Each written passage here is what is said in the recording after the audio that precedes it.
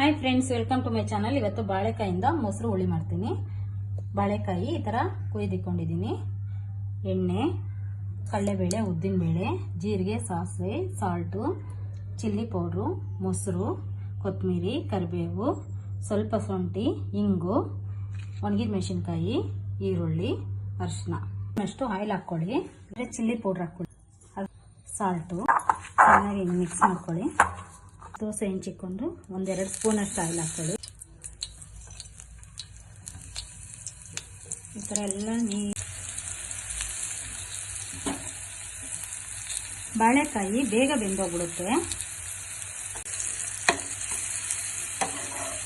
ಎಲ್ಲ ಈ ಥರ ಕಡಿಮೆ ಮಾಡ್ಕೊಳ್ಳಿ. ಇದು ಹಂಗೇನೂ ತಿನ್ಬೋದು, ತುಂಬ ಟೇಸ್ಟ್ ಆಗಿರುತ್ತೆ.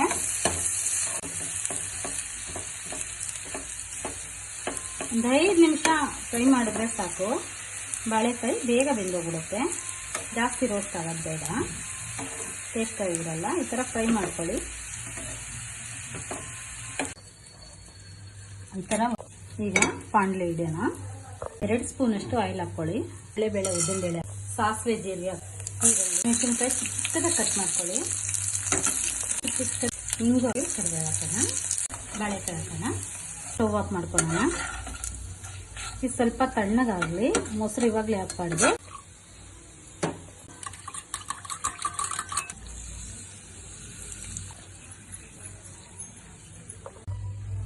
ಕೊತ್ತಂಬರಿ ಹಾಕೊಳ್ಳೋಣ. ಟೇಸ್ಟ್ ಆಗಿರೋ ಬಾಳೆಕಾಯಿ ಮೊಸರು ಹುಳಿ ರೆಡಿ.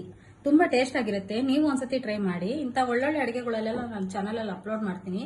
ಪ್ಲೀಸ್ ಸಬ್ಸ್ಕ್ರೈಬ್ ಮಾಡ್ಕೊಳ್ಳಿ. ಪ್ರೇಮಲತಾ ಯೂಟ್ಯೂಬ್ ಚಾನಲ್ ಲೈಕ್ ಮಾಡಿ, ಶೇರ್ ಮಾಡಿ.